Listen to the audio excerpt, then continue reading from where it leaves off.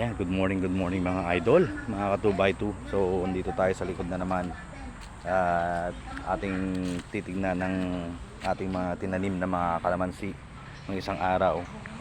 So, ayan, nadiligan na sila.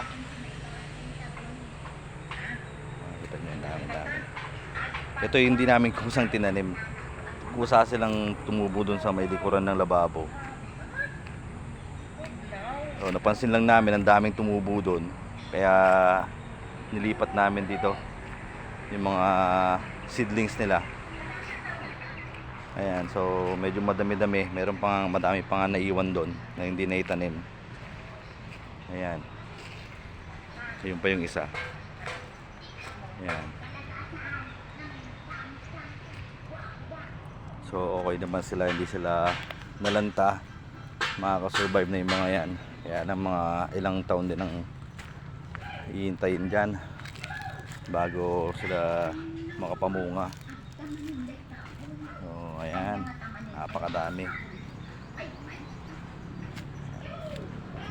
Meron pa dito sa banda rito.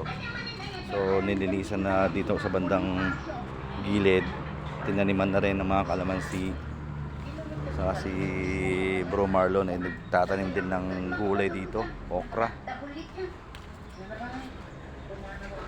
Ayan, mga bagong tanim na okra.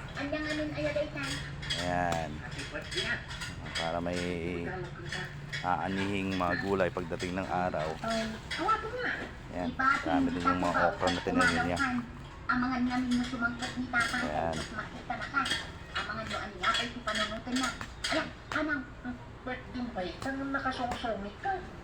Meron din kami ditong karumbuaya yung ginagamit namin sa paglilitsyon. So pinapatanim ko rin sa kanya para hindi na kami bibili kung sakali mga ilangan.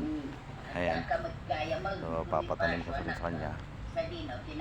Si Bro Marlon nilinis.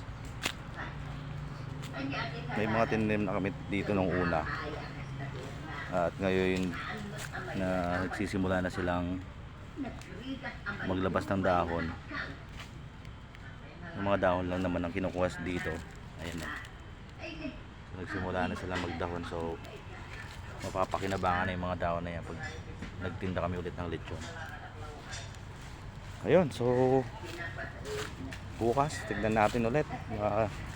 Mamasyal ulit tayo dito sa likod at baka sakaling matapos na namin yung ginagawa namin doon, yung bilyaran. Ayan, good morning mga ka-2x2.